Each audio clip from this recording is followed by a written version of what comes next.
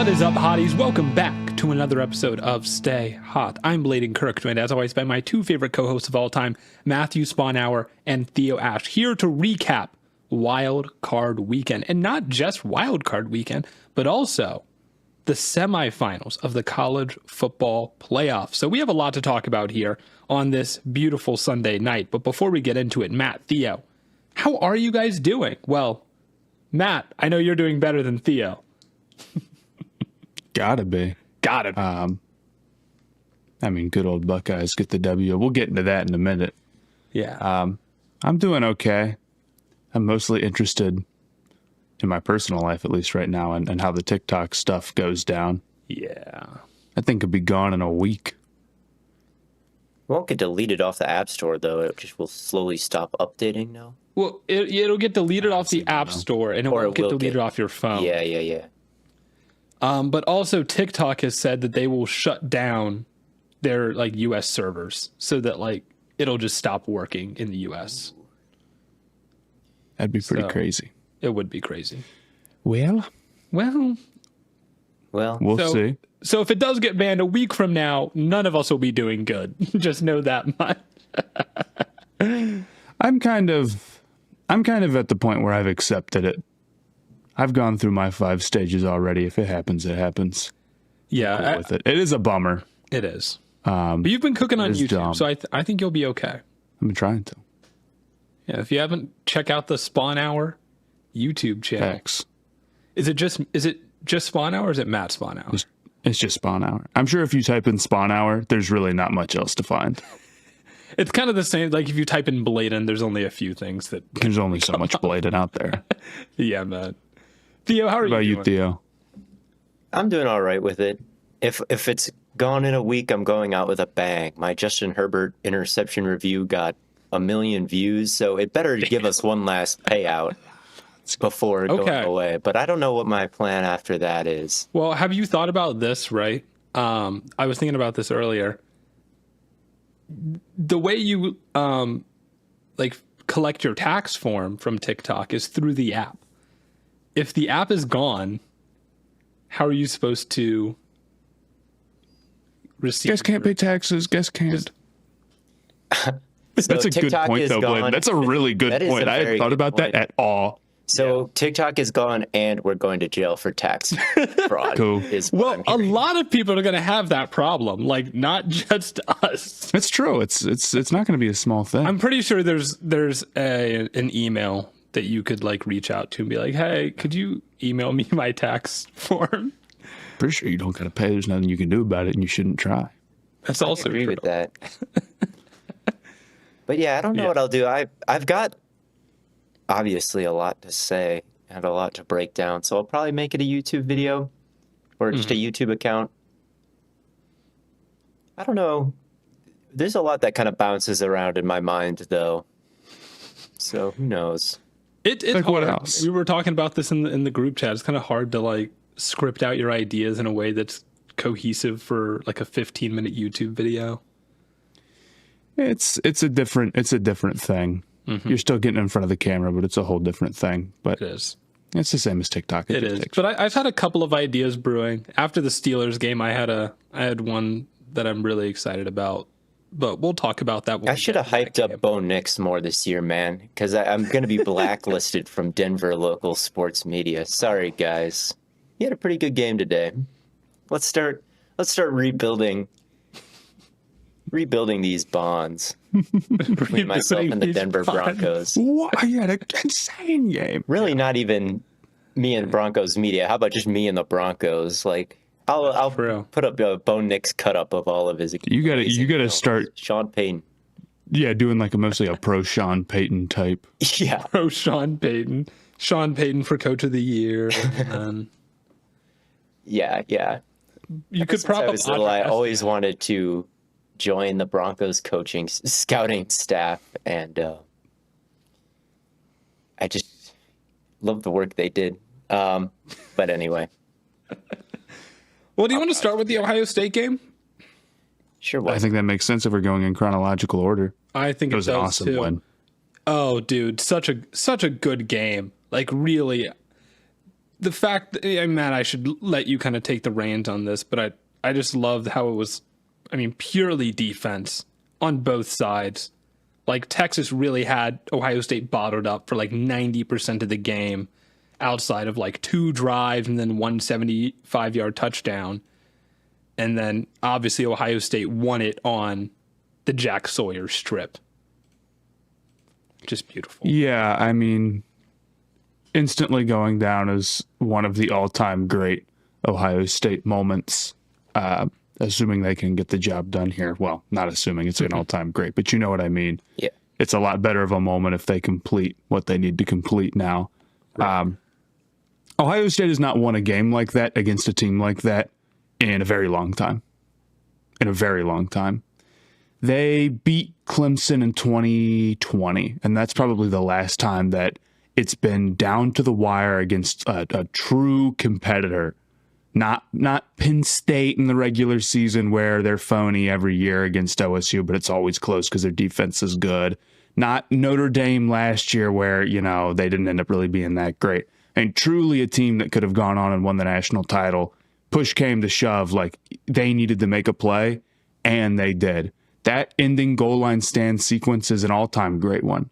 It should have been a walk-in for Texas, and I'll be real with you, I had little faith in OSU to necessarily, even pick up the first down that they would have needed to run out the clock if it hadn't been a scoop and score. So to go stuff Caleb Downs and Ransom both flying downfield to create a 3rd and 8, tipped ball that I think otherwise would have been a pass interference, and then, Sawyer winning and getting the ball to bounce right to him and taking that down the end zone. It's as good as it gets. Mm-hmm. I thought that, outside of that, OSU looked a lot more like they did against Michigan just because Texas' defense is so great. And it was a lot of just shooting themselves in the foot. The penalties and Henderson, what he did, and then the holding and whatever.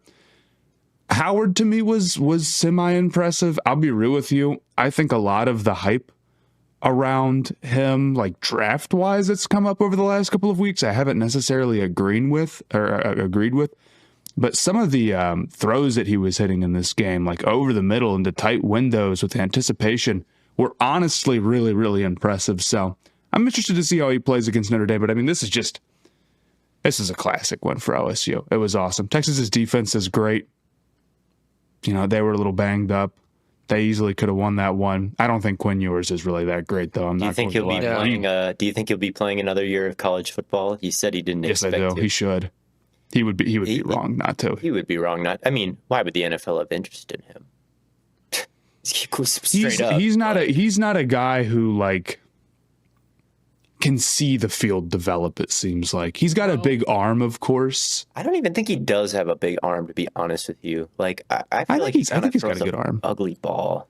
Well, here could be something to think about also.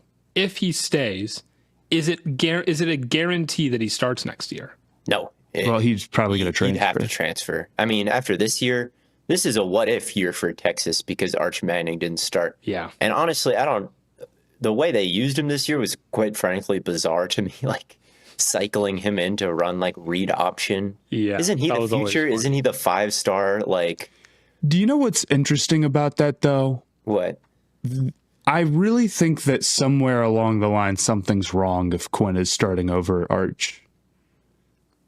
Is Arch better than Quinn and Sark just let Quinn start the entire time, or is Arch behind Quinn for a reason? I think that's going to be interesting to see next year. Maybe I guess it's just all experience is the hope, but it's true. Arch or not Arch, but Ewers has had success there before, right? When would you have pulled the trigger on benching him for the younger player? Yeah. But I see what you're saying for sure. What do we have here? But Sark is an interesting coach just in general because clearly he's good. He's the head coach at Texas, and he kind of brought them back to places that they haven't been in a long time. But when I watch him, it just feels like so many too cute play calls and just kind of a general. That's because they don't really. That's because they don't really trust Quinn. That's how I take it. I think the cuteness comes from a distrust in Yeah, and the I can see quarterback that. play to really hold up, especially against a fantastic defense like OSU's. And it is so good. It's getting into truly legendary territory here for me now. I mean, what they were able to do this game, the guys they have at all three levels, I mean, they probably have 4 defensive linemen who are all going to go day 1 or 2. Cody Simon, I think, he's a monster. He's so good. And their secondary as a whole probably has 4 guys who could all go day 2, or has 4 or 5 guys that could all get drafted or whatever. So just what they're able to do is sick. The Henderson screen was so important. I don't know. It's just a lot of stuff in that one, man. It was awesome. I think as far as the Notre Dame game goes, I won't lie. I think they're going to win. Yeah. Notre Dame is in a tough spot. I would have said maybe earlier that Notre Dame has some big advantages over OSU, because I thought earlier in the year, one thing that they struggled with, and especially last year, was like really stopping the run and not allowing teams to have like short but successful runs, almost like allowing teams to sort of like Chiefs against them, if you know what I mean. Yeah. But the last couple of games, they really, really have done a great job limiting that against, good offensive lines. And now with Notre Dame kind of beat up, I think they're going to have a really hard time throwing against Ohio State. It's not to say that they can't win, because Notre Dame's a physical team and it only takes a couple of breaks in college football, and there's no guarantee that OSU gets them. But I mean, I think they're rightfully the favorite. Yeah. And it's certainly the best opportunity that Ohio State has ever had going into a national title. I don't think there's any debate about that. Hey, they won the first ever college football playoff. Only right that they win the first ever 12 team. I'm saying. And then, Notre Dame, they're a cool team. There's a lot to like about them, but OSU just seems like a pretty legendary. This is a David versus Goliath battle. It'd be one of the hugest upsets of all time, I feel like, if Notre Dame won this one. I don't know the spread, but it just feels like Probably the momentum 10 for, points. it just feels like Ohio State is rolling. I'm done picking against them. In the Notre Dame versus Penn State game, I mean, the main storyline was Aller, of course, and how smart he is, really, to return to Penn State. For a while there, it was like, why did you do that? You could have gone first overall. Oh, maybe you couldn't have. Maybe A lot of maybe you Browns knew. fans wanted him, man. They said on the broadcast he was such a big Cleveland fan, and I get kind of why you'd want Aller in some ways. Like, there had been some times when I was watching Tyler Warren this year, I was like, damn, like, Aller really just got through his reads. Like, his footwork was perfect, like, delivered an absolute strike. Like, he's really maturing in some ways. And then he's such a good runner, and he had some really nice plays out of structure. So it's like, okay, I can see where the hype is coming from with this guy, but just way too many negative plays at this point too. On that final pick, first of all, I think a lot of credit is due for Notre Dame's secondary, which played man and just locked up, although that is kind of a problem with the outside receivers of Penn State. But man, that Notre Dame secondary looked good, and that was just a beautiful rep of cover one robber to end the game there, where everything was blanketed. He hung on that read to Warren too long, and then went to backside late under pressure, didn't get to register how good the coverage was, and just threw it anyway. Pick. So yeah, just some messy moments there for Aller, and it's probably good for him to, go be a star quarterback again and see what he can develop. I think absolutely. He does totally have the talent, but this to me is something that I think more quarterbacks need to think about, which is stay in that extra year. You can make some money, and I know it's tempting. I think Aller would probably end up being a decently high draft pick just because of the class, but do you want to go somewhere to like some bad team that's desperate and you're not ready? Long term, I just don't really think that's a great idea. Like, you don't want to do that to yourself. And that's a miserable situation to be in. And so I think if you can make $1 million playing college ball, and he's clearly shown some growth to me from his first year starting to his second year. So I believe that he can get better. It's a brutal interception. I felt bad for him, but it was terrible. Shout out Could Love. have had the Big Ten Bowl. We could have. we could have. I count. I know that Notre Dame is independent, but they're Dude, like Big Ten to me. I said the exact same thing. I was like, it's basically the Big Ten. They're basically it is. I just They would disagree. Notre Dame and their fans would financially, disagree. it doesn't like help the Big Ten at all. So I don't know why it would. But they just stylistically, it is the Big Ten bowl. They're the big, like they're in the Big Ten. Like, let's be real. I like their running back saying, like, I'm not going to hurdle. My knee is hurt, and then hurdling like 3 times anyway. I like whenever something happens on the actual NFL or a college field that I would do in Madden. It just, I can relate to it. And that's one of the things that there is. That touchdown that he had on the goal line was sick. And then I think Marcus Freeman is kind of the X factor. He's getting looks, it sounds like, that he's a great coach. That the Bears might. He's a fantastic coach. There's no question about that. You know, what I would do if I were Marcus Freeman? What? I would stay at Notre Dame, and I would never leave Notre Dame. I just don't get this at all. What is Notre Dame is in a great spot. They're perfectly set up. They've got huge fan. I mean, you're making great money there. You want to go to the Bears? Why? You're getting Notre Dame on the cusp. To be clear, let's be real about Marcus Freeman. Like, Notre Dame has not won anything in the postseason in any of our lifetimes until this year. Yeah, that's the truth. They had not won a big bowl, a New Year's Six bowl or equivalent, since like the early 90s. And that's not because of the 12-team playoff, like giving him a boost. 12. They made it, yeah. Yeah, but they lost. They've lost, and it's unbelievable how often they lose those games. So I think Freeman's a great coach. I think he's in a great situation. Your ceiling at Notre Dame is national title very easily. Obviously, you're playing in it. This is all we're talking about. Like they couldn't get in a rock fight with OSU and win it. They could. Trust me. OSU has not done it until they've done it. Yeah. Even if they are big, I look it up 8.5. That's a big favorite. I'm fairly confident that's the biggest favorite OSU's been in any of the national titles that they've played in. Although I know they were bigger underdogs against Miami in 2002. But yeah, man, it's crazy. Yeah. So shout out to them. Shout out.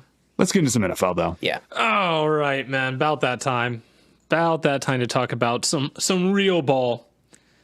What game do you want to start with? Do you want to start with Texans Chargers, Theo? Just get it out of the way. Yeah, let's do it. Rip the bandage off. Look, Justin Herbert, bandage game. 4 interceptions, an absolute disaster class. You did your interception review. I thought it was a pretty good video. I agree with your take on the one that everyone deems as like absolute Herbert failure is less his fault than they're making it out to be. And the one that everyone's like, oh my God, horrible drop by Disley was more Herbert's fault than they're making it out to be. I agree with you on that. I just thought giving every single one of them a 0, not his fault at all, was a little extreme. And then the incompletion review saying the same thing after that. People just don't want to accept facts that none of them were his fault, especially the Ladd one that went right through Ladd's hands. So interesting doing that interception review, and it's just sent my mind on a spiral, these playoffs, about just quarterbacks in general and their overall value to a team and how much they've been paid recently and how things have ballooned. I mean, thinking about those 2 picks that you're talking about, Blaiden, like if you didn't see the video, the pick to Ladd, Herbert wanted to make sure Ladd is going to settle where he was going to settle because he didn't miss, because I think he knew that there were zone coverage defenders behind him. So I don't think he wanted any kind of miscommunication, but that kind of resulted in hesitation, which resulted in a weird base and release. And then it just resulted in inaccuracy, which I think it was exactly what he was trying to avoid. And Ladd jumps for it and it goes through his hands and the ball tumbles end over end in the air right into the hands of the defender. And then the pick to Disley a few plays later was truly the exact same. Like Disley extended for it. It went through his outside hands. The ball tumbled through the air. Like it just looked so similar. And it's like, man, one of these plays will just forever haunt Herbert, right? And one just gets completely written off. And I do think there is a difference between them when you just see them on the live broadcast. Like one was moving a little faster, one was just a bit higher, harder to catch, just a worse throw. The release was worse. certainly it was a worse throw than the one to Disley. But the difference between like a terrible throw and a good throw is it's so small in these one sample size games. Yeah. But yeah, it wasn't a good game from Herbert, especially in the second half. I actually think the first half was okay. Yeah. I thought the first half was pretty much fine, and he was not getting a lot of help. But in the second half, tons of bad throws, not super accurate at all. And the last frontier with him will be throwing with touch and really dropping the ball in the bread basket. And I think on every single pick, the ball was a bit too fast and too flat. And yeah, it's like in Retro Bowl, you can have that arc or you can have that gun, and it's good to toggle between them for different throws. Absolutely. And Herbert's got that on, like, I mean, he hit some ridiculous throws in this game too. I think this is not even the worst play. I know it was the worst playoff game by EPA, like in history, the second worst. I don't think it was even the worst playoff performance of the weekend because Jordan Love and Jalen Hurts stunk it up so bad. Like I think Herbert hit like at least some high end throws as well at the same time. Yeah, but Jalen Hurts and Jordan Love were coming back from injuries, so like they get a pass. Jordan Love, I thought, played worse. Jordan Love, I think Jordan Love easily played worse than Herbert. Like I would have taken some of the throws that Herbert made. Like Love didn't make any play like that in the. I can agree with that. I can agree with that, and it's very honorable to be like, no, it was Love who played worse. Yeah. And Baker played worse too.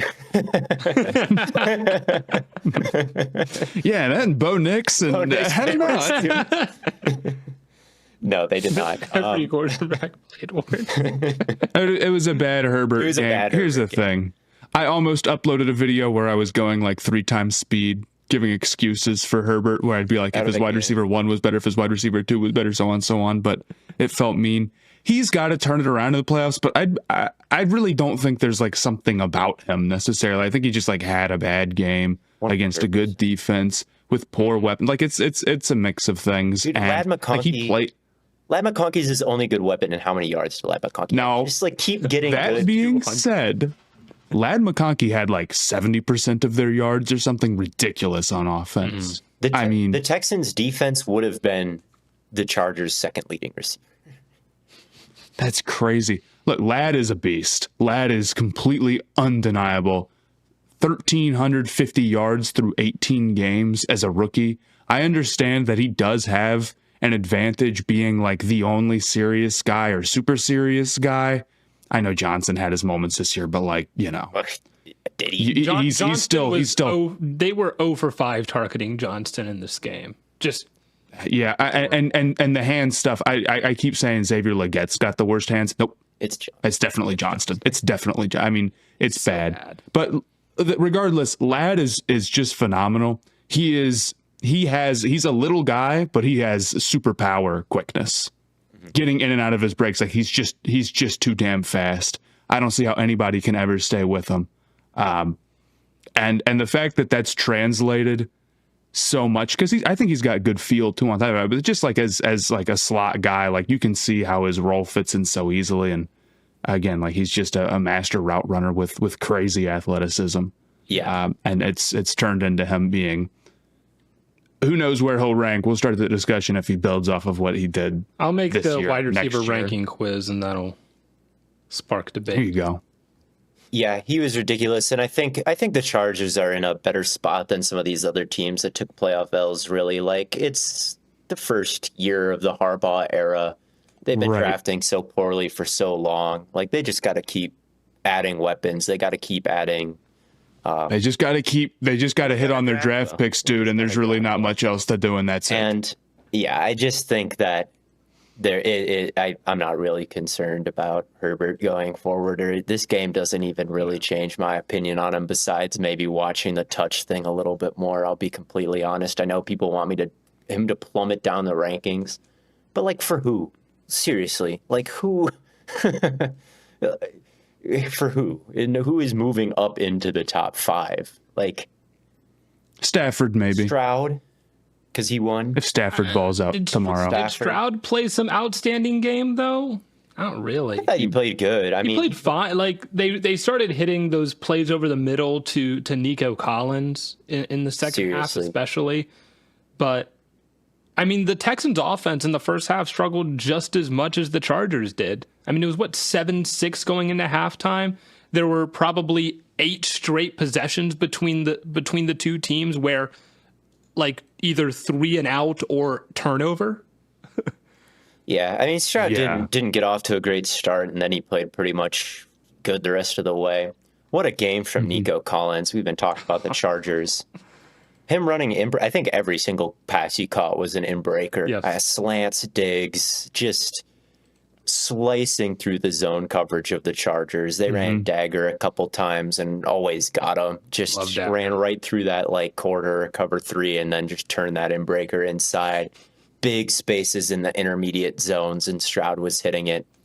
Yeah, one-on-one underneath with, like, if you're playing quarters, you've got that flat defender there who's sometimes like trying to align inside the number 2, but it's a linebacker a lot of the times. Beat him on slants, a few of them. He had that play where he picked up the drop fumble and ran. He had some huge scrambles. Like I think Stroud could be up there, but even Stroud this entire year,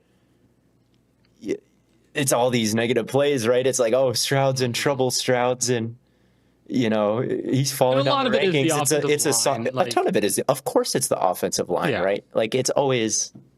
Can you guys name one playoff faller or riser that's not a quarterback in the NFL? I'm sure I could if I really looked into it, How but about off the a top of faller? my head, like, no. No, But that doesn't get. It doesn't matter. I feel like there's some risers that are slipping my mind, but in terms of fallers, I mean, quarterback's really just the only position that gets talked about like that, right? Like, that like matters or is played basically, as far as I'm concerned. QB stat, Zach Tom is a playoff faller. Will he have that reputation? No.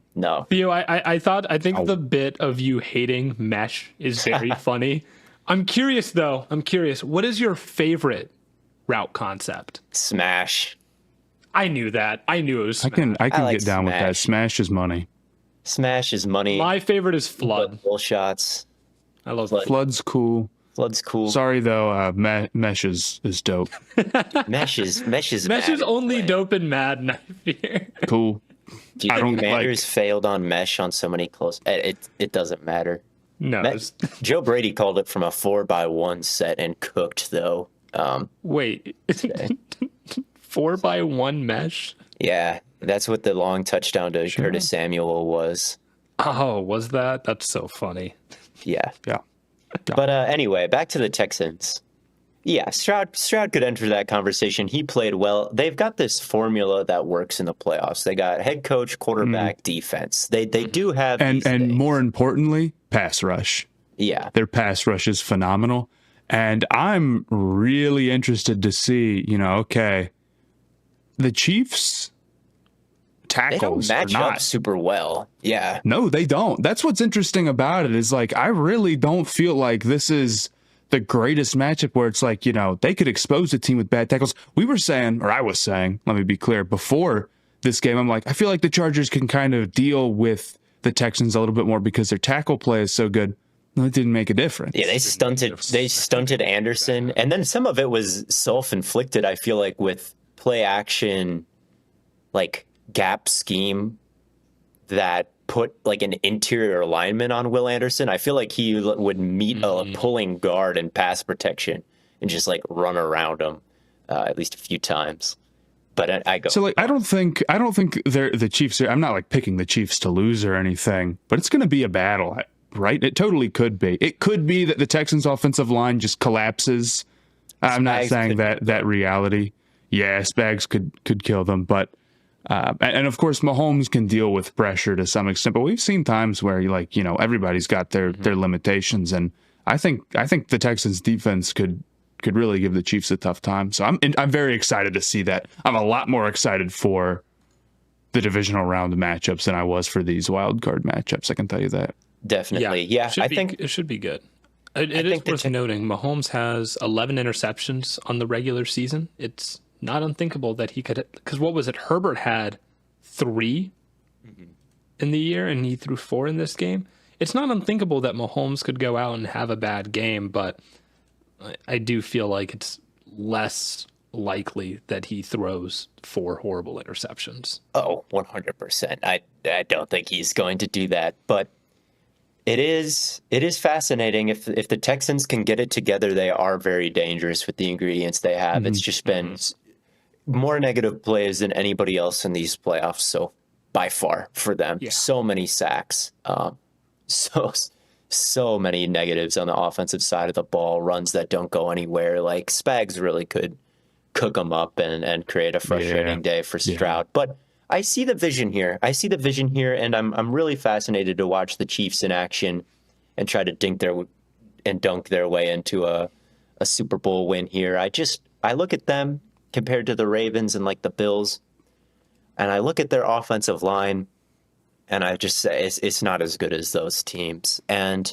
Kelsey, I think, is still a great skill position player, but they just don't have that counter punch outside of him. And the Lamar Jackson is a walking counter punch. Josh Allen is a walking counter punch combined with all the skill position talent they have.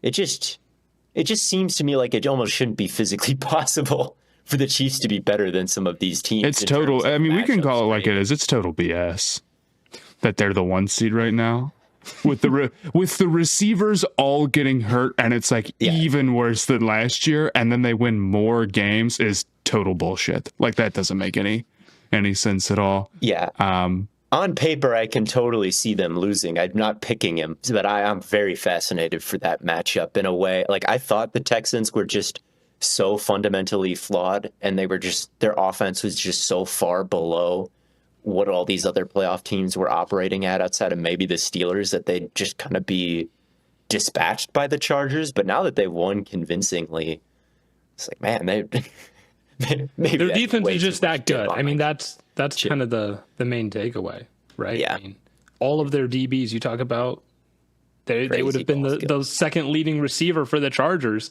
They've all got like elite wide receiver ball skills, man. They have better. I said it. I tweeted it. The DBs genuinely had better ball skills than the wide receivers on that game. It seems like on both sides of the ball. I mean, Nico did a lot of heavy lifting, but Mechie dropped a bunch of passes. So, the Chargers had some incredible ball skill moments. It's crazy that, I mean, there's a lot of teams that had the Chargers played kind of virtually the same game. They might have had like only 1 or 2 interceptions just because a lot of DBs don't make those plays. Yeah. I mean, Goff threw 5 picks too. This Texans defense is number 1 at fucking shit up. All right. They're not the most havoc rate consistent. Yeah. They are the best at that. They are the best at getting hands on footballs and taking them away. And that is a good thing to be good at. It is. It's a really good thing to be good at. Yeah. Oh, but we have to talk about the AFC North battle. It wasn't much of a battle. It was more of an execution. The Pittsburgh Steelers got absolutely dismantled by the Ravens. They put up a couple of touchdowns in the second half, but it was 21-0 at half, or not even at halftime. Or it was at halftime, but it was 21-0 before half. Doesn't matter. It was not really a game worth watching. Lamar Jackson was great. Derrick Henry was great. And the Steelers were just peak mediocrity. And it's interesting. I'm curious your guys' take on this. There's a lot of talk around what the problem with the Steelers is. Some people say it's Tomlin and he has to go. Some people say that, it's because the Steelers are never willing to just go all in on the tank. I don't think either of those are true. I think the Steelers' biggest problem is that they don't draft well. Of course, a lot of their issues could be solved by drafting well. I don't disagree with that at all. And the reality is that to some level, it's a mix of things. Yeah. I don't think Tomlin has no influence over their drafting. And they do things like draft Najee Harris in the first round, too. Maybe this is hindsight 2020, but like every other running back that I've seen in the last couple of years, it's been that type of prospect. Like, I don't think Harris has ended up looking like anything close to worth to that. And looking back, he didn't seem like that type of prospect. Maybe I'm misremembering, but Yeah. or like Broderick Jones, they seem very, very set on trying to become, sort of an old school low ceiling offense on some level. And when you're trying to be that, I don't know if you can really give Tomlin a pass for being that. I think you brought this up, because if that's what you're trying to do and you're doing it poorly, that's on you. But at the same time, they don't have a quarterback, and because they don't tank, they have basically not had a good shot at a quarterback in a minute. It's really tough to find the QB. It is. And really my tough. question is, But what is the last? Okay, go ahead. Sorry. What is the last time that a head coach survived bad quarterback play for this long? Who has ever been good enough to do that? Belichick couldn't do it. Bill Belichick got one shot at bringing in a quarterback post Brady, and then was done. Yeah. Yeah. And I don't think the Steelers drafting has been that bad. I mean, in their draft since 2020, like in 2020, they found Highsmith. They didn't have a first round. That's true. They have some hits. In 2021, they found Freiermuth in the second round. In 2022, they found Pickens. In 2023, they found Joey Porter Jr., Herbig, Corey Trice, Darnell Washington. I mean, Broderick Jones was a great pick in the first round, but that's a great draft. And then in this draft, like Zach Frazier's been awesome. Yep. Like Peyton Wilson's been pretty good. Troy Fautanu got hurt, unfortunately, but he was good when he was in. I don't think that's the record of a team that's like horrible at draft. They're not a bad drafting team, but if you look at, because I mean they're a playoff team. Obviously the team is like pretty good, right? It's just when you're comparing yourself to teams that are Super Bowl contenders, and that's what like the standard is right now. It's like the Ravens, the Eagles, the Lions, the Chiefs. Right? I mean, the Ravens are one of the best drafting teams in the NFL. The Eagles have hit on a number of big drafts recently. The Lions, I mean, the Lions have crushed like three drafts in a row. So when you're looking at it from that perspective, it's not that they're a bad drafting team, but if you're going to kind of do this retooling process, you have to hit on more picks than like one a year, like one, maybe two. I'll be real with you. I think their record draft wise is not as bad, hearing it listed out, as I thought, and I don't think it's like the Chiefs are drafting just so much better than them recently, and well, the Chiefs have whole issue. They have a quarterback, and I think, I mean, and who else? And the Ravens and the Steelers. The Steelers. What about the Lions? Okay. The Steel. Well, Goff is better. The Lions. Yeah, Goff is better, and the Lions are very different than the Steelers. I mean, the Lions have drafted unbelievably well. That is true, and the Steelers, I think they've drafted fine. Like, I don't think they've not drafted well recently, but it's definitely not been to the Lions level. But the Lions aren't going to punt on that 4th and 1. You know what I mean? Like, that's true. Aaron Glenn isn't going to have Minkah Fitzpatrick fitting from depth on the Lamar read option. I mean, they couldn't stop that play. Lamar ran it. Like, how are you not prepared for option? They had no one backside on a lot of those plays. Like, I don't think it was a problem with talent as much as it was with coaching in this playoff game. I mean, they were going up against a vastly superior opponent in talent-wise. So it would have taken a coaching masterclass to beat them, and that's just not what they got. And you can blame the front office for that and say, like, oh, why aren't we as talented as the Ravens? Why aren't we as talented as the Bills and the Eagles and the Lions? It's just not the case for everybody.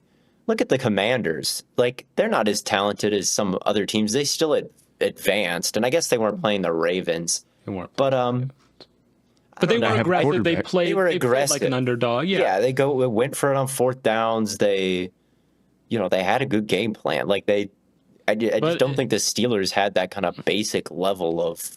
Maybe they just don't trust their quarterback as much, which I don't totally blame them. Trust their quarterback, 4th and 1. I would trust your offensive line that you've spent all of these drafts. Like, you've hit on offensive line. Zach Frazier's good. Zach Frazier. Put your trust in him. I mean, Tomlin said it himself in an interview, just like in week 18. If we can't get a yard, we're not good enough to win the game. And then he punts it on 4th and 1 in this game. So what does that tell you? Like, does he just not think they're good enough? Like, why would you say that one week and then punt the next week? It is frustrating. And I think that they need to do more to maximize offense and just be more competent. Like, it's that simple. Like, if their offense cannot relevantly be maximized. They don't have a quarterback. Yeah. Okay. What coach would ever survive the quarterback situation that the Steelers are in right now? Legitimately?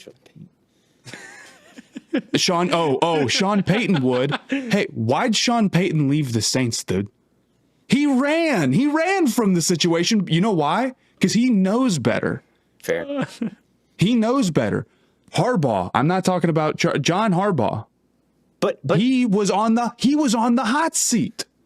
He got saved by Lamar. McDermott, if Allen wasn't there, done. Yeah. Reed was considered widely, he's fine, but he can't win the big games when he was, coaching a good, not great, like Alex Smith or whatever. Then he gets the GOAT, and all of a sudden he's the best coach in the NFL. I absolutely promise you give Andy Reid a mid quarterback, all of a sudden we're going to be sitting here talking about like, well, they needed to be more modern with this. Well, you could do. Bill Belichick. Yeah. Is he not the greatest coach of all time, if not one of the top three?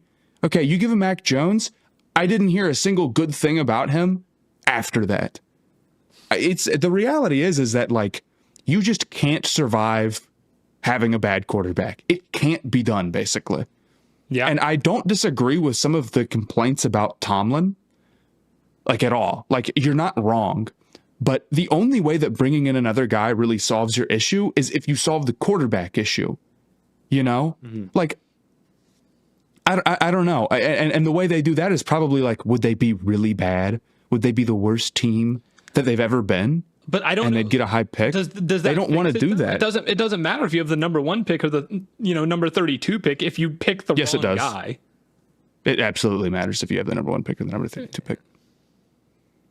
Okay, if they had the number 1 pick, not this year, but next year, yeah, it would probably. So you offload everyone and just be bad. I'm not saying you necessarily do that, but there is some truth to the Steelers are never in quarterback range, outside of like Lamar a while ago, or like I guess they could have known about Hurts. It's like it's not literally impossible. But it's really, really brutally tough if you're never bad enough. I mean, look what Carolina had to do, because even they aren't never, ever bad enough. They're never bad enough outside of the 1 year that they had their pick gone because they traded up to get a quarterback. It's ended up working out decently. Now we're looking back on it, but still, it's really, really tough. And you just, so I think, I don't know. I definitely agree with some of the Tomlin complaints, but at the same time, I just don't think there's any world where Russell Wilson's your quarterback in 2025, and it's like Tomlin's great. Yep. They are one of the only teams that you look at where they were tasked with moving on from like their legacy 2010s quarterback, and they just dramatically failed at it. The Ravens went from Flacco to Lamar. The Chiefs went from Alex Smith to Mahomes. The Packers went from Aaron Rodgers to Jordan Love. 2 teams that stand out that have failed are the Steelers and the Saints.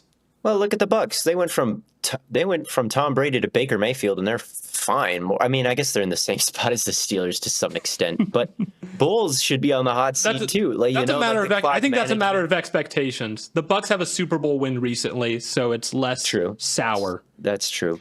The Steelers' last playoff win, 2016. Yeah, and they've been crushed in every playoff game. I mean, I think, I didn't hate a take I saw that I was like, that makes some sense. The trade Tomlin take. I've seen that so much. Okay, hey, who would you replace Tomlin with? Who would you replace Tomlin with? I don't think Ben Johnson would want to go there because they can't draft a quarterback. Ben Johnson wouldn't want to go there because they don't have a quarterback. Exactly. They have no path to getting one this year, and he would for sure get fired because of that. Like, I literally, unless they were patient enough and they were like, we're going to be so bad we get one next year. Yeah. Then that's the game plan. Like, they would just it would for sure not work. I guarantee it. And to me, like, don't get me wrong. I look at a guy like Tomlin and I look at a guy like Zach Taylor, I don't think Zach Taylor's some great coach, but who do you think has better odds of surviving after next year? Well, Unless knowing you what I know feel about the one Cincinnati Bengals, it's definitely Zach Taylor. But well, the thing is that the Bengals have there's a path to being better when you have a quarterback who's playing like an MVP. Now Taylor didn't even achieve what the Steelers were able to, even though he had the leader in sacks and the Triple Crown winner and a guy who was playing top 3 football in the entire NFL at quarterback, and they won 9 games. But guess what? He's got a QB. He's got a way that if they had a good offseason, they could work their way out of that. What is the best case scenario for the Steelers at quarterback this offseason? I mean, it's not good, but what was the best case scenario for Peyton? I just think that they're just there's no quarterback, there's no hope. But what happened? And what happened to Peyton?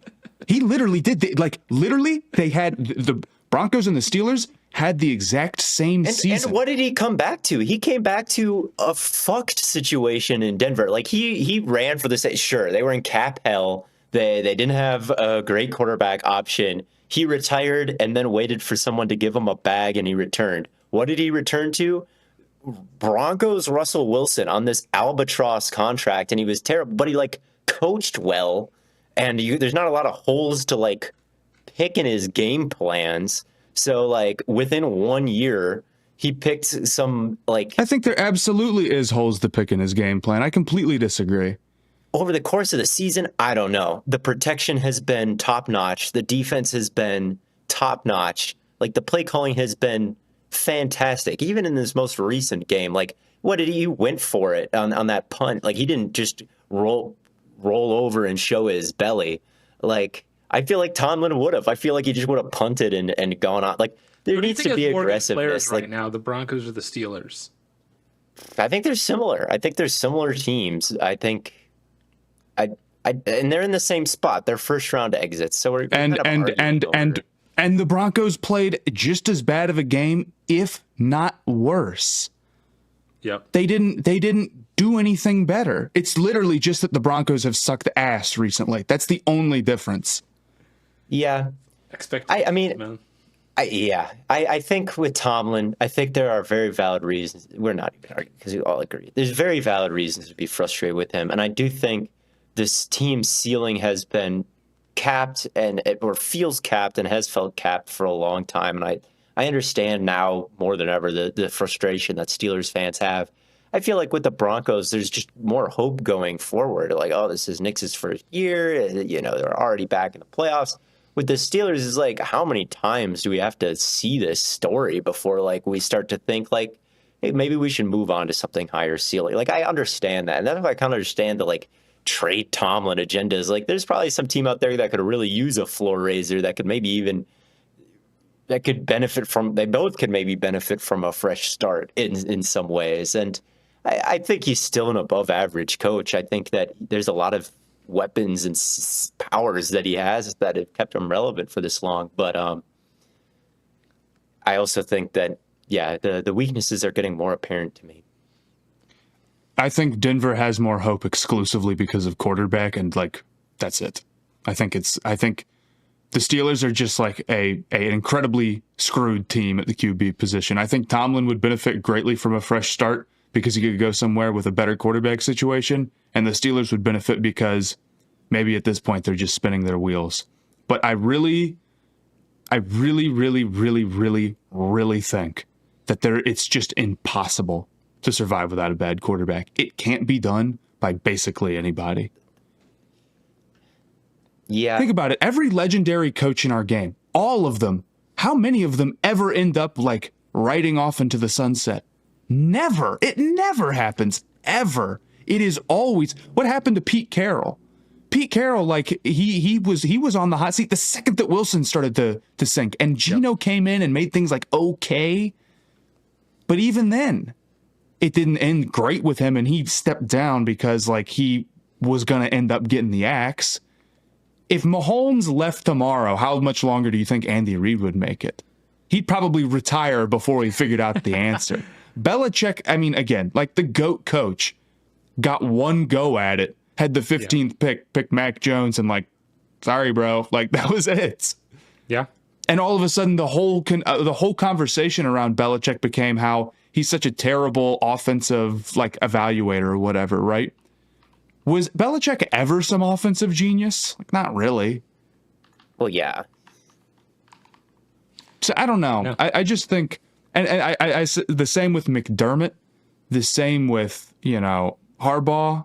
But you can have a mid quarterback or a bad quarterback and still maximize your chance to win. I mean, what was Goff when he got to LA? What was Baker when he got to Tampa Bay? What was Darnold when he got to Minnesota? What was better these teams than Justin Fields and Russell Wilson?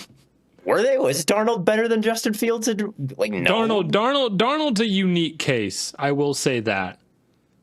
So I think that it doesn't give you an excuse to not maximize your chances to win. I don't disagree. Yeah. But I think your chances to win are just very low.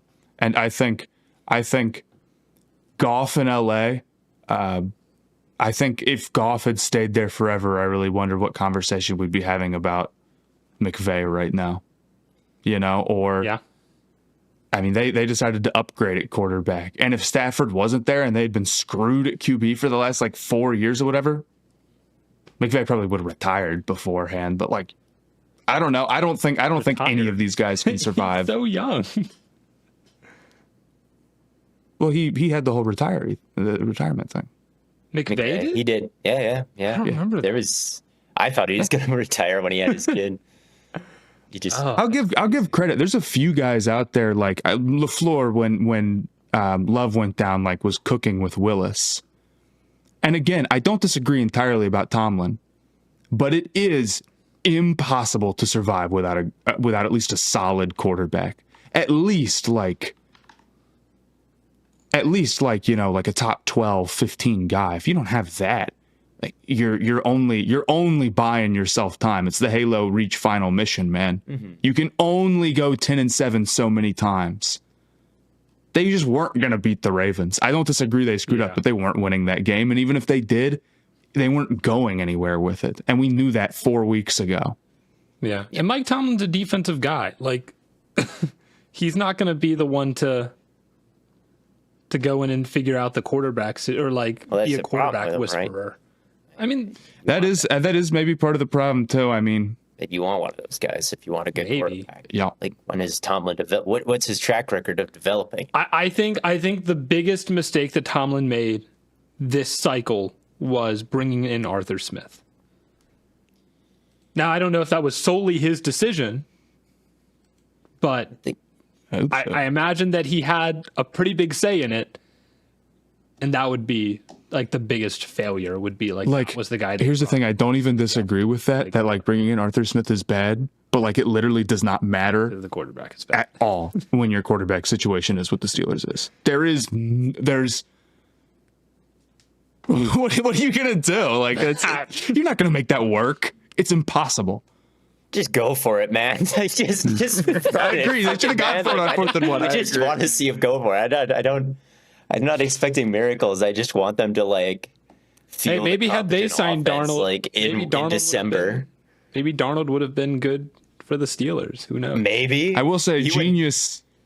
Oh yeah, Darnold's going to go to the Steelers, and that's good. I was texting in one of my friends' group chats today talking about this is going to be so sad when the $200 million Darnold deal goes belly up, and that's Tomlin's last year. But it feels like that's their only option. It's that or draft a guy. And we'll see how the board plays out. Who knows? But the Ravens also played in this game, and they rolled. They were really good. Harbaugh really wisely started Lamar Jackson. True. And that he is a genius. We have to give him credit. They could have left him on the bench. And the thing about could have rested him. The thing about Lamar, I mean, it's not difficult to see his impact when you have every single linebacker run towards him while Derrick Henry has the ball. It's okay, you know how much respect you have to have to get pulled like that when the other guy is also a Hall of Famer, and those are your two options. Yeah. But just in general, his ability to not only be he's the fastest quarterback, but he's also the quickest at stopping, and he seems to have one of the quickest switches of just going from looking downfield to running to looking downfield to running. It's so easy for him. He was phenomenal. Their run game as a whole was phenomenal. I mean, them versus the Bills is going to be a hell of a matchup. Oh, yeah. Seriously. Yeah, I don't have too much to say about them. They did what they were expected to do. And yeah, it was pretty sweet. So let's move on. Let's move on. Let's do it. Oh, where should we begin? Where should we begin? Theo, Eagles, Packers. Why the hell not? Why the hell not? Let's get it over with. Jordan Love, hamburger. Yeah. He was not strong at all. The pick to Bond, I couldn't even believe. I mean, there was that inbreaker. There was a window to hit it if maybe he just threw when he hit the top of his drop, like immediately, but he took that hitch and Bond read him, and then he just threw a laser instead of like layering anything and just threw it right to his chest. Crazy underthrows when plays had chances. Just didn't really think any aspect of their offense performed well. And when the offensive ecosystem just progressively got worse and worse over the course of the game, starting with Elton Jenkins' injury, and I'm like, I'd never heard, like, I'll be totally honest, I never heard of the guard who came in to replace Elton Jenkins. No idea who he was. 3 penalties right away, like, and then he gets benched for somebody else, and then the wide receivers just going down like one after the other slowly. It just got to the point where against maybe the top defense in the league, I was just, okay, this is just untenable offensive situation for efficiency to exist. It got to that point. But early he was rough. I mean, he had a play where he was kind of spooked because of pressure and like looked behind him and then like tried to set and throw real quick. And by that point, he had kind of outrun the defense, but he still just rushed it so severely. Like, really nervy game. Didn't see the field well at all.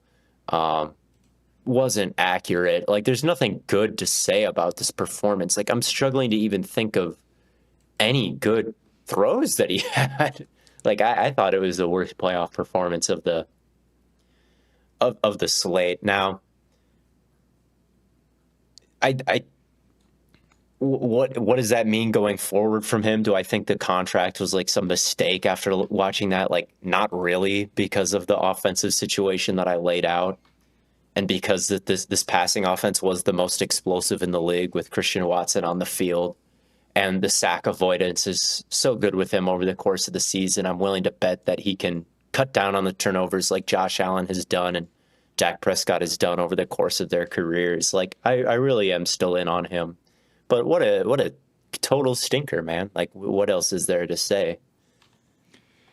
I just feel like, you know, what's strange about the Packers is when you see Willis in those couple of games. And Willis is a guy who I was, frankly, like worried about being just like an unplayable backup with how he looked in Tennessee. But so much of the stuff was just focused on hitting easy throws and being within timing and making it simple and really leaning on the run game at times. And it just feels like when Love is in there, it's the timing is gone. The consistency is gone with him. Like, I think he's a good player because he can hit big plays.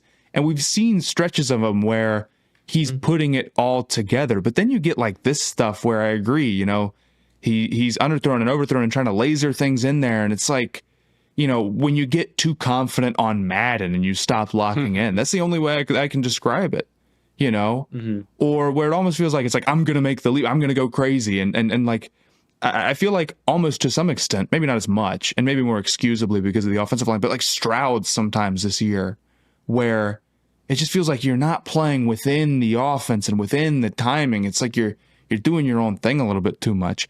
I agree that I would rather have Jordan Love than not if you're the Packers. Absolutely. Because, I mean, what else would you be doing?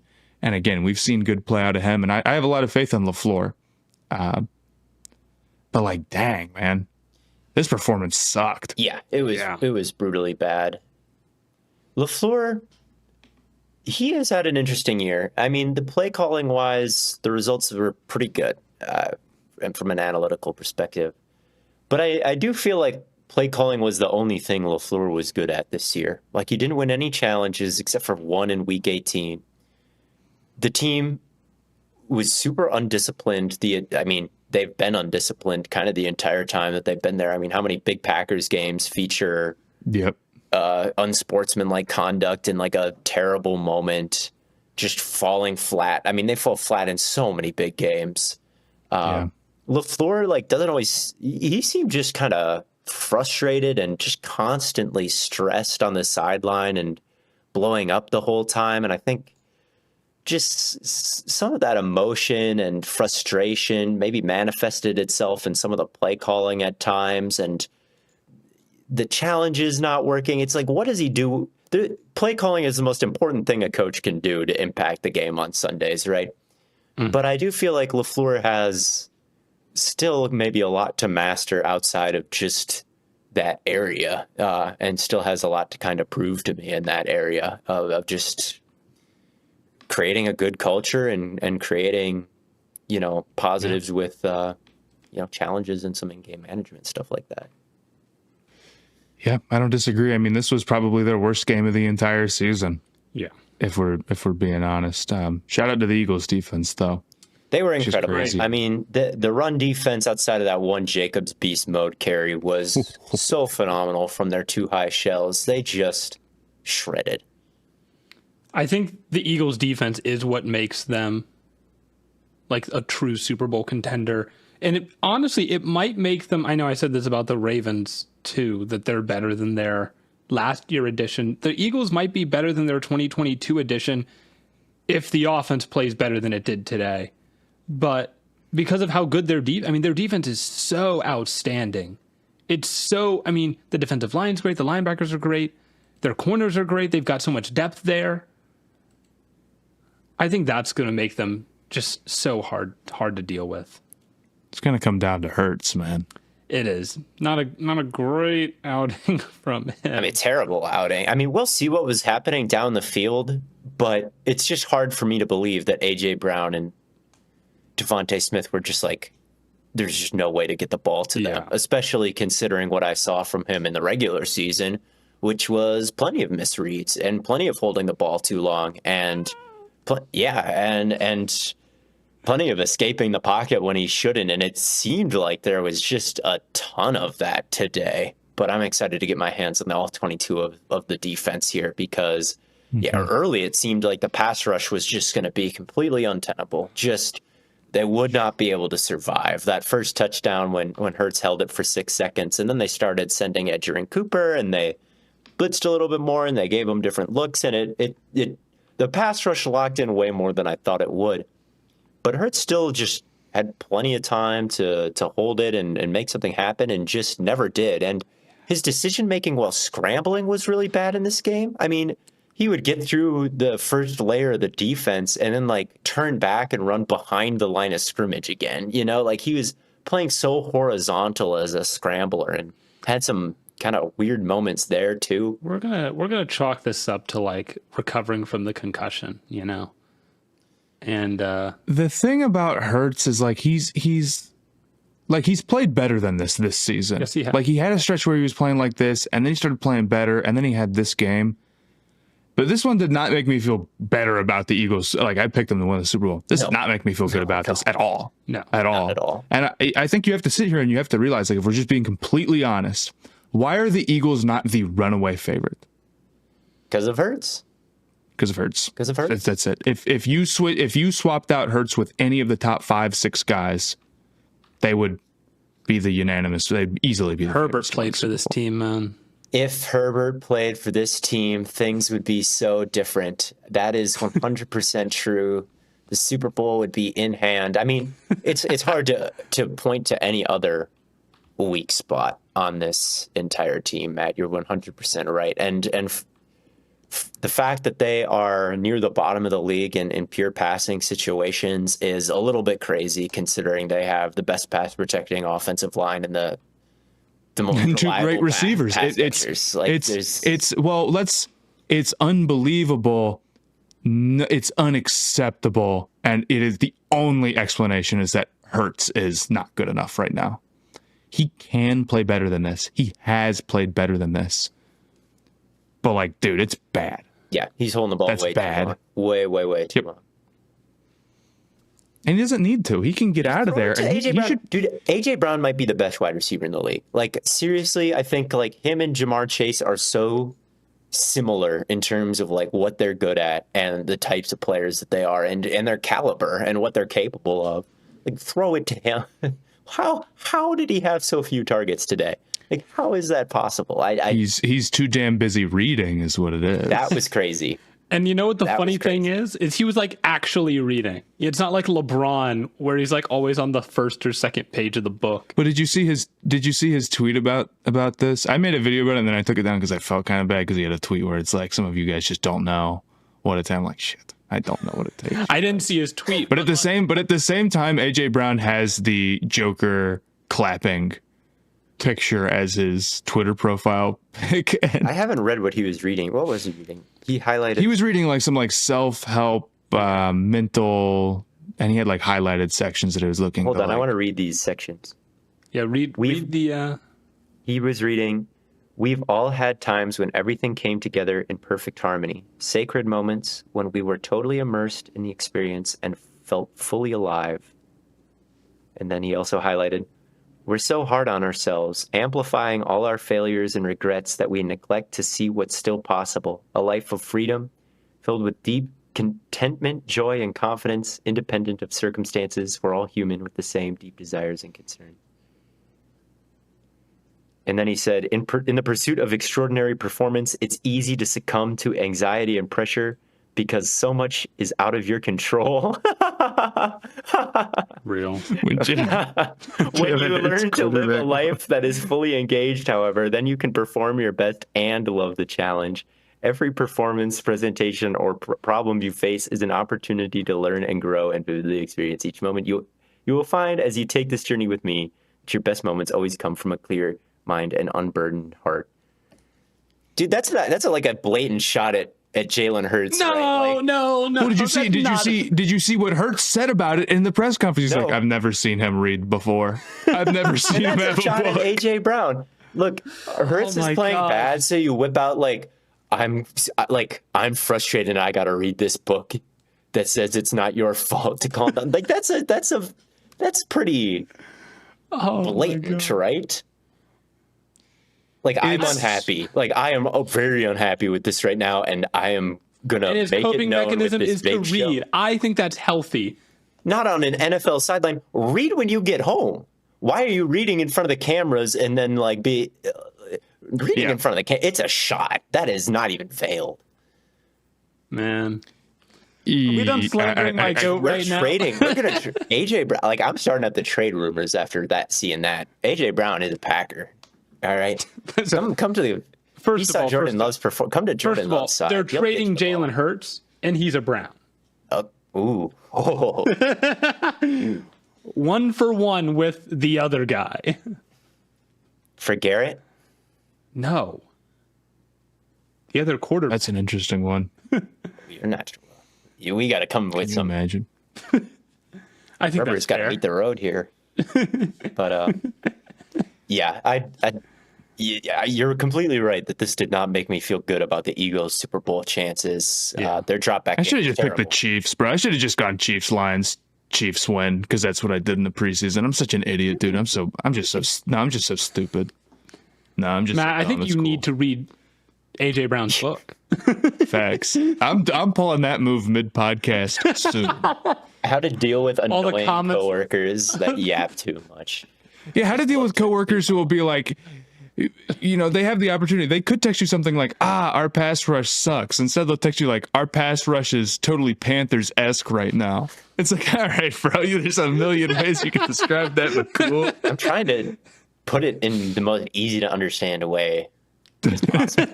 Excuse me for that. Easier than just bad. Well, like how? Trying to explain pass rush to Matthew. They're Imagine like the Panthers. You should have said All of they're like us the need opposite art. of the Browns last year. Blaiden, yes. That would be a good one. Imagine the that Browns, bad? but Imagine if Deshaun Watson was a pass rush, bro. And it's kind of like that. Real. But let's talk about the Broncos. Another team that got dismantled. I thought it was very funny. The fake punt pass. That was good. Best pass of the day. Yeah, I'll give Peyton some credit there because that's the difference between him and Tomlin. I agree, where it's like it did feel like he was playing a little bit more like an underdog. You know, and I understand what their strategy was. It didn't work like at all because they lost 31-7. But the idea being we're going to be aggressive on fourth down, like we're going to go for it. And then we're going to try to really limit the number of possessions. Like, we want this to be a low possession game. That's how you get it done. I did feel like maybe sometimes, I don't know, they ran the ball a little bit too much, or like their clock control just turned into them like not giving themselves a chance to move down the field as much. And that's a fine line to walk, you know? So that's they had a drive where they turned it over on 4th and 2, where they threw it like, what was it like behind the line of scrimmage or like at the line, like very well short of the sticks, and they didn't convert. And I'm just like, yeah, not a very, like, going for it is aggressive, but a very weak and uninspiring play call. And maybe that's more on Nix than it is on Peyton to throw it short of the sticks. I don't know. I thought Nix actually played a pretty good game. I was pleasantly... I liked what Nix did in this one, honestly. Like, he was good to the intermediate areas. Like, he had some drops. He hit that bomb under pressure and got walloped. It just really, to me, the bigger disappointment was the run defense. And mind you, Theo's trying to get in with the Broncos, or with the Denver media people. Truly, I didn't have a problem with Nix's performance. I mean, he did throw it right into like triple coverage there at the end. Like, there is some bad moments and some bad throws, but overall, I was thinking like, oh, this is going to be another Nix check down game, and he's struggled over the intermediate areas all year, and neither of those things were really true in this one. So when Herbert and Love and like so many people had just disaster classes in this first round.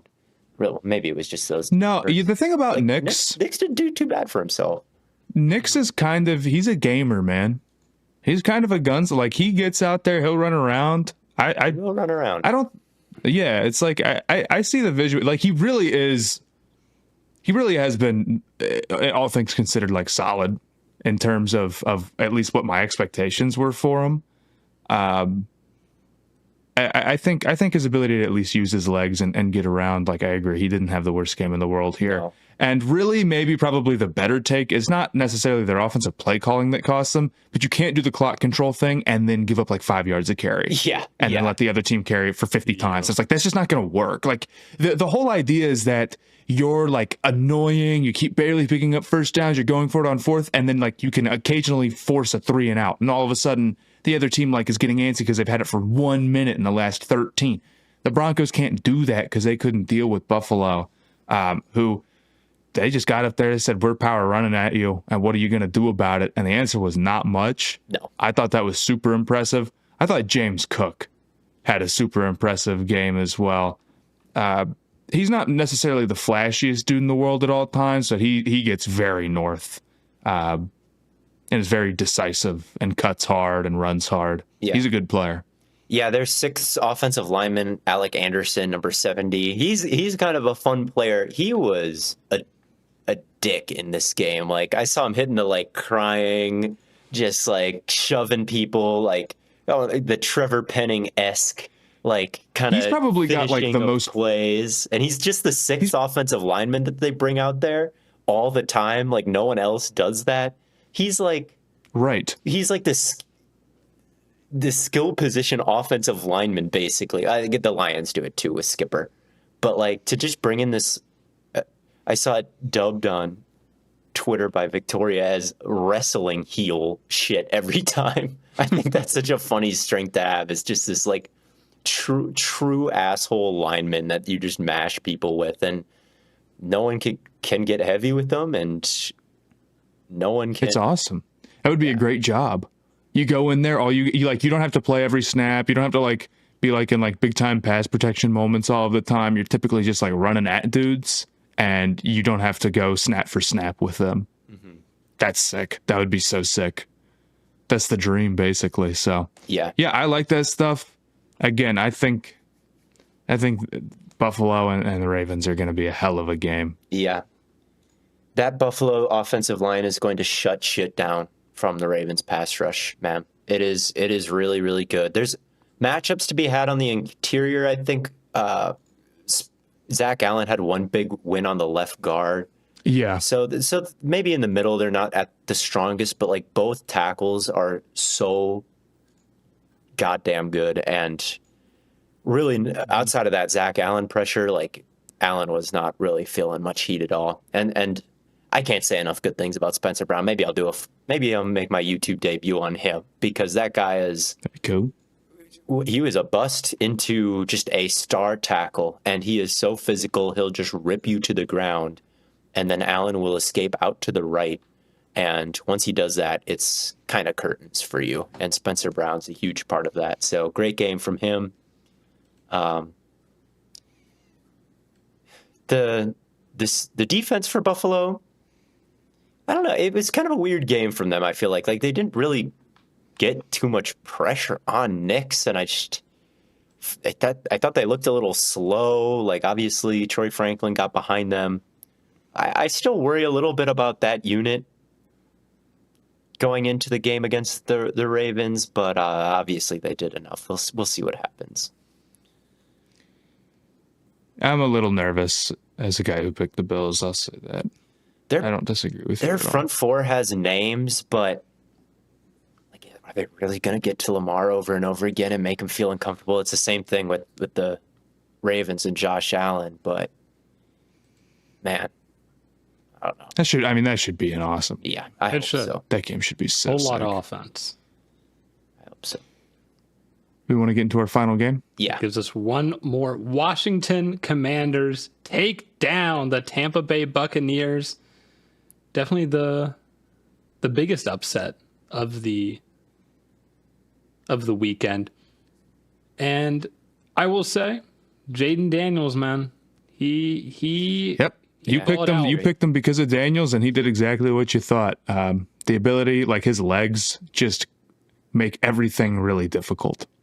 Is what it comes down to. His ability to run, and you saw on that final play, or that next to final play, just how frustrating something like that is, and it's basically like having an extra guy on the team, and it's just why it's becoming more and more necessary. And Tampa, I thought, dealt with it pretty well for a large portion of the game. The Washington run game was pretty stifled for 90% of it, I would say. That Levante David oh play. My God, yes, dude. That was ridiculous, dude. He was great. Tampa gave him a tough time with it, but the issue is that even if Daniels doesn't produce a ton of yards necessarily on the ground, the way that it affects how you have to defend them, and the fact that it's so helpful when avoiding negative plays. I'm looking right now, they had 1 sack for 0 yards. Yeah. That's what makes things so difficult, is that you can't ever knock them off of their ball or whatever.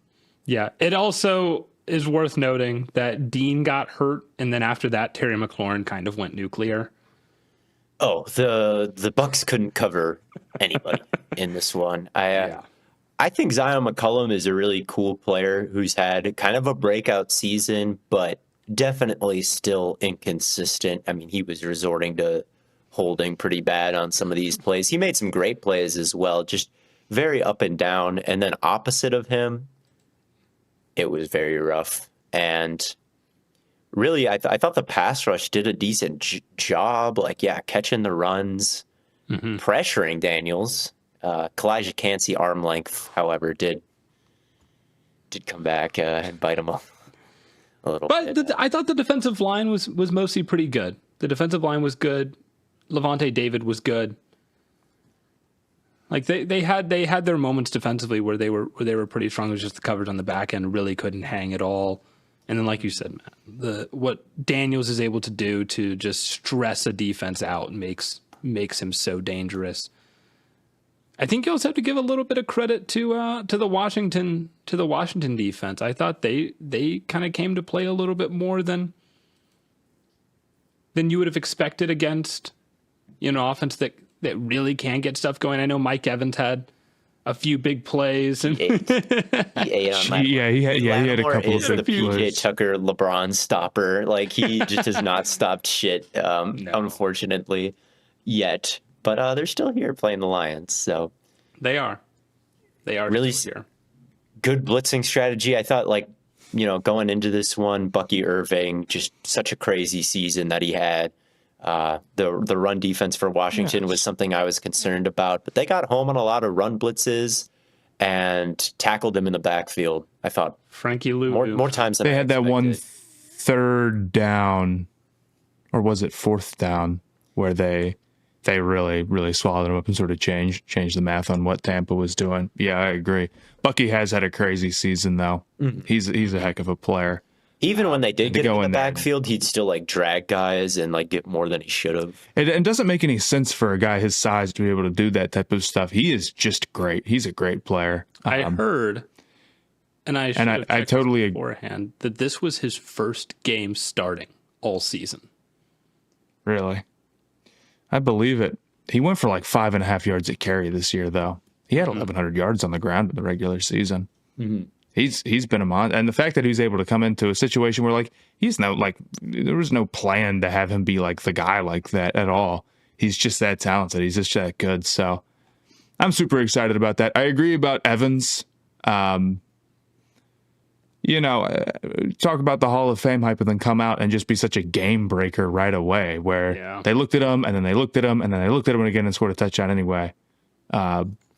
Yeah, that was a big fuck you play. That play was so amazing from Evans too. I made a video about it on TikTok because I just had to highlight how good the release was, how he changed his path on the slant and then tracked it through that jumping safety and pinned it to his chest late like that. Holy cow, what a catch. And it was a good throw too. What were your thoughts on Baker's performance? Only 3 incompletions? I thought it was pretty solid. I mean, the fumble seemed like it was, I agreed with Collinsworth's assessment that it was going to be a boot out to a flip in the flat to not McMillan, but I think it was Irving. And I do think that he messed that one up, which is bad. But outside of that play, he was good. He was very good. He was good. Yeah. So tough break there at the end. I didn't think Tampa played that poorly. No, it's just it came down to settling for a handful. There weren't that many. They didn't possessions force in this any game. punts. That's the problem. Did they not? Yeah. No, they didn't force a single punt the whole game. So There weren't that many possessions, and Washington kicked 3 field goals, and that's how they ended up with 23 points. It's a weird one. It's interesting. You can watch the game, and that's true. That's true. So it's kind of a. But that was in the red zone. They turned it over on downs they twice. It That's true. Yeah. So when Washington got it and was about to go, try to win the game, it's they're probably going to get in field goal range here, considering the Bucs have not actually prevented that from happening at any point. Yeah. So that was. So Washington will go and play Detroit for sure. Detroit. Yeah. So they're going to be look. They're going to be a tough out. Oh yeah. So the current I think bracket Detroit will win. Is Chiefs, Texans, Bills, Ravens, Lions, Commanders, and then the Eagles will play the winner of Rams, Vikings. Yeah. Yeah. No, I think Washington's going to be a good challenge for Detroit. I think the Detroit offense could put up 50, but Jaden can give the defense problems, man. He's good against that's my thought. He's good against the blitz. McLaurin can beat their best guy in man coverage. We'll see if he does, because Jefferson can too, and he didn't. But well, Jefferson won enough reps that had Darnold hit him. Yeah, Amik Robertson really did do a good job on Jefferson. He did, though. I think going out of that game, it's just hard to believe that happened. And that was certainly my thought leaving the game. Was well, Darnold missed him, and Jefferson also dropped a pass in the back of the end zone. But it's going back and watching that, I'm Amik Robertson really was kind of giving him the business, to be honest. And shout out to him, man. That's as hard of an assignment as one can possibly be given. Yeah, so maybe they can just lock up Terry. That's that. But yeah, I do think Jaden Daniels can have a good day. I think he can have a big time playoff run. He threw over the middle so well in this game too. One of my concerns, I'm running out of things to be concerned about, which has been true for the second half of this. Really, since week. Yeah, three, I think next year we'll be having Jaden Daniels top 10 conversations. I mean, people are already having them now, but well, yeah, he'll be in everybody's top 10 after this playoff run. I mean, everybody else is falling out. We'll see what he'll replace Herbert in the top 5. In most rankings, he probably will after a playoff run like this, which we'll see. But yeah, he was sparkling. He was very fantastic, and yeah, Baker played well as well, I thought. Well, I think that just about does it, man. We have one more playoff game to come Monday night, and then we'll be back Wednesday to probably preview the divisional round and talk about just all the great ball. I thought there was a piece of news that we had to talk about that Vrabel? Yes, Vrabel. Oh my gosh. Thank you, Theo. Do we want to talk about that now, or do you want to save it? I think we can. Maybe we can fit it in real quick. I like the hire. It's kind of an ugly way to get there. Like if they hired him last offseason, everyone would have been like slam dunk, and instead they didn't. Went through this whole charade with Mayo, fired him. So, like, I get why. Like, I think Vrabel is better than Mayo, certainly. So, like, I get it, but it's also just kind of awkward and unfair to fire anybody after a year, kind of in that rebuilding situation. So I'm conflicted. But Vrabel, I mean, he took some bad Tennessee teams pretty far, or some. Everybody keeps trying to like change that fact. That's been making me so mad recently. Everyone's like, Vrabel actually sucks, and the Titans were actually good. No, they weren't. They were mid as hell, and they were feistier than they should have been. And that's the truth. Maybe Vrabel doesn't work out and isn't perfect, but like I don't know. I thought he did a great job turning around that Tennessee defense when he took over. And if you give me a guy who can get it done on defense with a good young quarterback, and they've got a lot of assets, I mean, there's a lot of work to be done there, but they're in a good position, I think. Well, let me ask you this, though. What separates Tomlin from Vrabel? Why does everyone love Vrabel but hate Tomlin? Because Tomlin is currently coaching and because Tomlin punted it on 4th and 1 in a must-win game with everything on the line, playing against the 1 seed, or not one seed, but number 1 point differential. Like if Tomlin had been not head coaching for the last 3 years, 2 years at this point, and it was instead Vrabel who took that Steelers team in against the Ravens, I promise you, public opinion would be higher on Tomlin. When was Tomlin a 1 seed though? Like Vrabel was a 1 seed with the Titans recently. Like Tomlin has snuck in the 7th seed and taken a fat L since 2016. Like Vrabel beat Lamar in the playoffs. Like Vrabel's had a lot more success than Tomlin recently. I mean, I get that he's not a quarterback whisperer or some offensive guru. He's more of a CEO type like Tomlin is. But that's not necessarily something that's bad. Just because they're both in that vein doesn't mean it's like hiring Harbaugh. Like, what does Harbaugh do? He's not the offensive coordinator. He's not the defensive coordinator. He's just a rah-rah culture guy. He took a team to the playoffs year 1. I think all of those guys, you'd like them to be rah-rah guys and the greatest schemers of all time. But I agree. I think Vrabel's a good hire. Certainly, I think so too. I agree. It is also. The Steelers were the 3 seed in 2020 when they were 12-4. I also just think the Steelers play in a harder division. That's true. That's true. Playing in the AFC South, getting the 1 seed, it's and if you're good, and at that era, you might have had 6 freebies. Real talk. Fair. But yeah. But all right. I think we can get out to 1 a.m. here. So we're going to go to bed. Thank you all so much for tuning in to another episode of Stay Hot. And until next time, from your favorite 3 sweet boys here. We will catch you on the flippity flop.